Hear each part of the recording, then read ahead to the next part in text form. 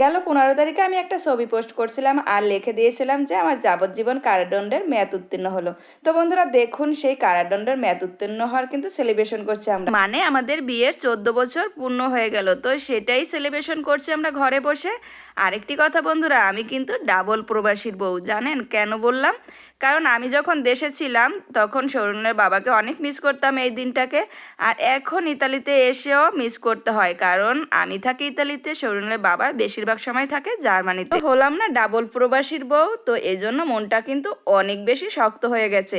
আর এই যে যে কেকটা, এই কেকটা কিন্তু আমি নিজের হাতেই বানিয়ে নিয়েছি, আর কেকটা এত বেশি মজা হয়েছিল, সরুনীল তো খেয়ে বারবারই বলতেছিল, মা আমি যতগুলো ভ্যানিলা কেক খেয়েছি সব থেকে তোমার কেকটাই বেশি মজা হয়েছে।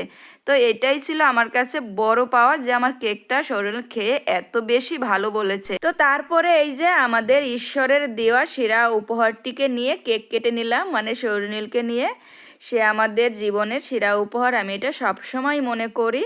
তো ভালো থাকবেন সবাই বন্ধুরা, আর আমাদের জন্য বেশি বেশি আশীর্বাদ করবেন, আমরা যেন এই দিনটাকে আরও যুগ যুগ ধরে উদযাপন করতে পারি। আর আমার ছেলেকে বেশি বেশি আশীর্বাদ করবেন, সে যেন ভালো মানুষ হয়।